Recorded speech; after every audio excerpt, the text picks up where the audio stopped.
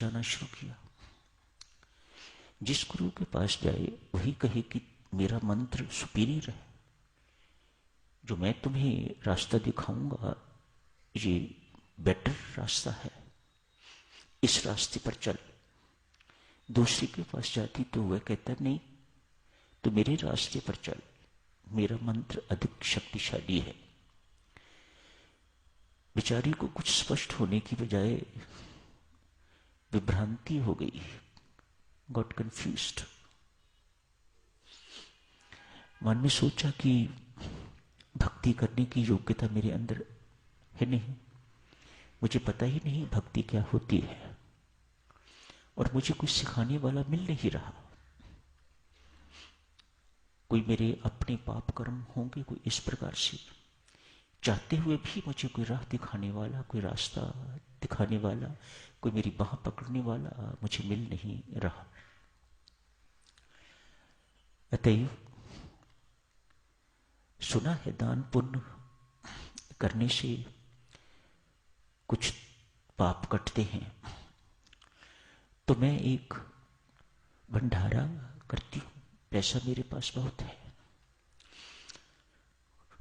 तो मुख्यतः तो मैं भंडारा, अब ब्राह्मण कहते हैं हम श्रेष्ठ हैं, साधु कहते हैं हम श्रेष्ठ हैं, मुझे समझ में नहीं आता कि मैं किसका वर्ण करूं। तो मुझे भंडारा ही करना है। अपनी वैश्य संप्रदाय जितना भी है मैं उनको बुलाती हूं, और जो और कोई आ जाए आ जाए। आज एक भंडारे का आयोजन किया। मानो दान से पुण्य जो लाभ होता है वह उसने उसके अंदर लेने की प्रेरणा हुई। रसोईया आ गया हुआ है, रसोई तैयार हो रही है, वैश्याओं का आना जाना भी हो गया है। सब एक प्रोफेशन की सुना कि अमुक वैश्या भंडारा कर रही है, तो बड़े भाव चाव से सबकी सब वहां पहुंची।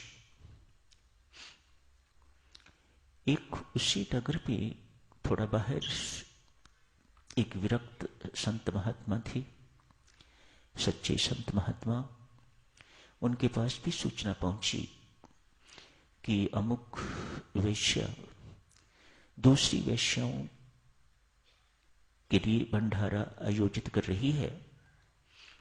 ये सोच के कि ऐसा भंडारा करने से, वैश्याओं की सेवा करने से मेरा कल्याण हो जाएगा।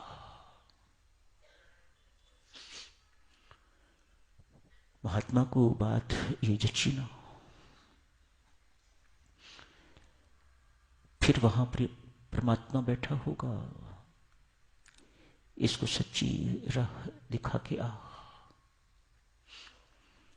महात्मा वहां पहुंचे हैं।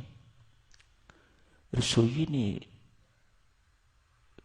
रसोई से गंदा पानी एक नाली में फेंका। पानी गंदा बाहर निकल रहा था। ये विरक्त वही नाली के किनारे बैठ के अपने हाथ धोने लग गए हैं। संत वैश्य ने देखा ये बाबा क्या कर रहा है। उत्सुकता थी मन में, तो पास गई, कहा बाबा ये क्या कर रहे हो आप? हाथ साफ कर रहा हूं। बाबा ने कहा भला गंदे पानी से हाथ कभी साफ होते हैं? इससे तो और गंदे होंगे। मैं तुम्हें साफ पानी देती हूं, साफ पानी से अपने हाथों को साफ कर दो, हाथ साफ होंगे। गंदे पानी से तो और गंदे होंगे। संत महात्मा कहते हैं देवी, शायद परमात्मा ने मुझे यही समझाने के लिए तेरे पास भेजा है। जिनकी सेवा से तू कल्याण चाहती है, उनकी सेवा से तेरा कल्याण नहीं होगा। किसी संत को ढूंढ। इतने सारों को भोजन कराने की बजाय, इतने सारों का संग करने की बजाय किसी एक सुगुण संत का संग करेगी तो तेरा कल्याण होगा। इनके संग से तेरा कल्याण नहीं होगा।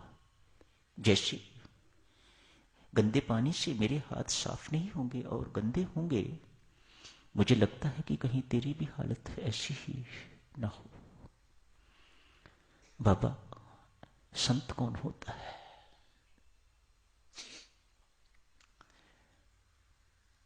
यही प्रश्न मैं जानना चाहती थी, यही उसके अंदर जिज्ञासा थी। मैं किसके पास जाऊं? मैंने जिंदगी में कभी कोई संत देखा ही नहीं। कोई मुझे संत का पता बताए, कैसा संत होता है? क्या उनके सिर पर सींग उगे हुए होते हैं?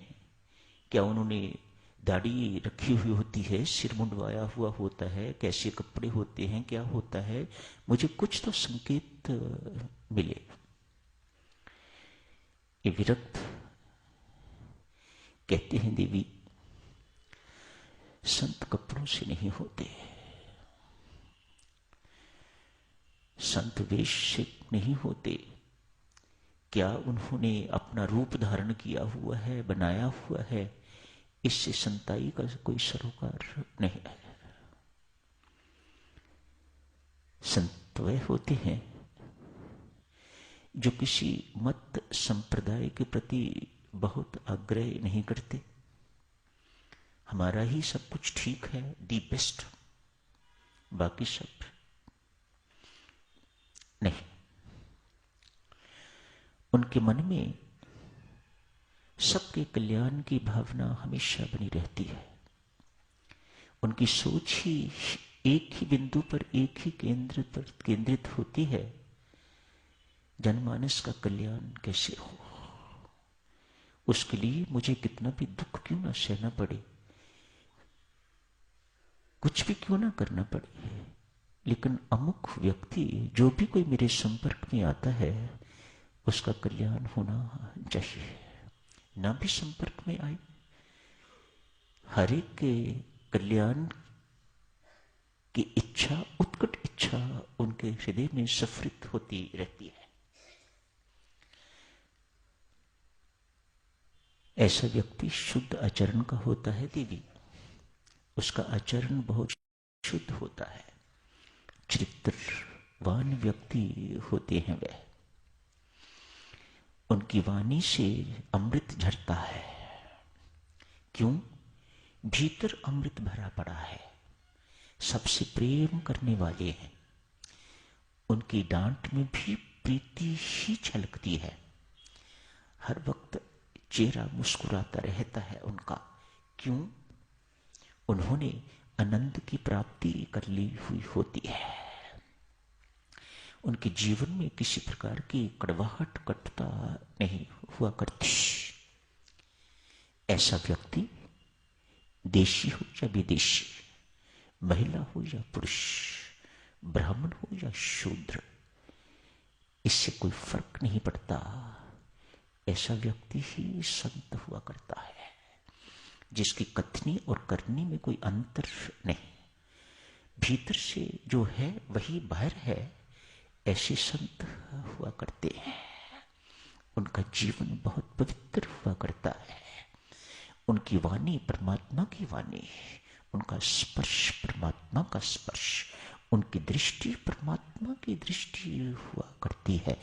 ऐसा संत खोज, ऐसे संत की संगति मात्र से तेरा कल्याण हो जाएगा। तुझे सेवा इत्यादि के चक्कर में भी पड़ने की जरूरत नहीं पड़ेगी। पर ऐसा कोई संत ढूंढ। तुकाराम की चर्चा तो आज शुरू नहीं हो सकी साधुजनों, कल से शुरू करेंगे। तुकाराम की चर्चा आज यही समाप्त करने की इजाजत दीजिएगा। संत तुकाराम ऐसे ही संत जैसे संत की आज आपकी सेवा में व्याख्या हुई है। धन्यवाद।